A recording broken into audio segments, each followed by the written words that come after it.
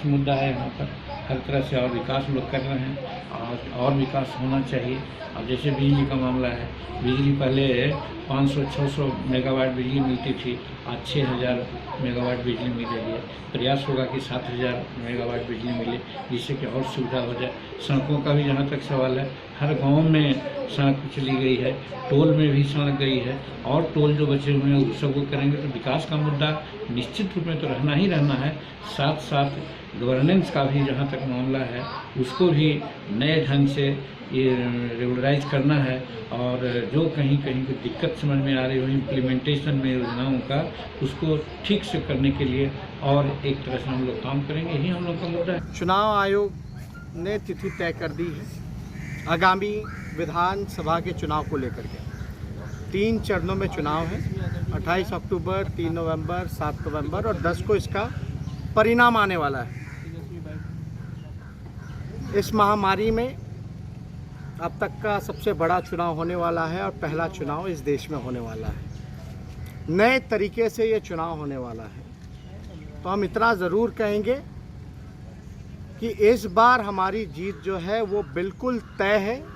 NDA का सफाया होना निश्चित है, क्योंकि जनता ने मूड बनाया है। जो मजदूरों को इन लोगों ने बेइज्जत करने का काम किया लॉकडाउन में, जो पैरों में इन लोगों ने छाले देने का काम किया, 1500 किलोमीटर चलाया, और यहाँ आते तो इनकी सरकार ने चिट्ठी लिखी कि भाई मजदूर जो आएगा वो अपराध करेगा। जो व्यवहार इन्होंने मजदूरों के साथ किया, जो कि अपने थे, जो बाढ़ पीड़ितों के साथ किया, 140 दिन तक नीतीश कुमार गायब रहे। अब तक केंद्र की टीम ने ही आकर के जायजा ली है कि कितने लोगों का नुकसान हुआ, क्या क्या क्षति हुआ, अब तक कोई तय नहीं है। जितने बाढ़ पीड़ित हैं, मुख्यमंत्री बाढ़ पीड़ितों से नहीं मिलते हैं। महामारी में क्या व्यवस्था रही, पूरा पोल जो है चिकित्सा व्यवस्था का, अस्पतालों का, बिहार का, वो खुल चुका है। हम ये कहना चाहते हैं, चाहे किसान की बदहाली को लेकर के हो, आय दोगुना की बात हो, कर्ज माफ़ी की बात हो, चाहे बेरोजगारी की बात हो, 46.6 बेरोजगारी दर सबसे ज़्यादा हाई नीतीश कुमार जी के राज में हुआ। नौकरियां 4.5 लाख पदे सरकारी केवल वो रिक्त हैं, इनको नहीं बढ़ा गया, बल्कि जितने सरकारी कर्मचारियों पर लाठी चार्ज कराया गया। एग्ज़ाम जो है समय पे नहीं होता। क्वालिटी ऑफ एजुकेशन, जो गुणवत्ता शिक्षा होनी चाहिए थी, उसको इन्होंने बदहाल कर दिया। हर 4 घंटे में एक बच्ची के साथ रेप होता है, हर 5 घंटे पे एक मर्डर होता है। एनसीआरबी का आंकड़ा निकाल लें। हम लोग भी 2015 में सत्ता में थे, 18 महीना सरकार में रहे, और आंकड़ा निकाल लीजिए उसके बाद एनडीए का। ये मेरा एजेंसी नहीं, एनसीआरबी केंद्र की एजेंसी है।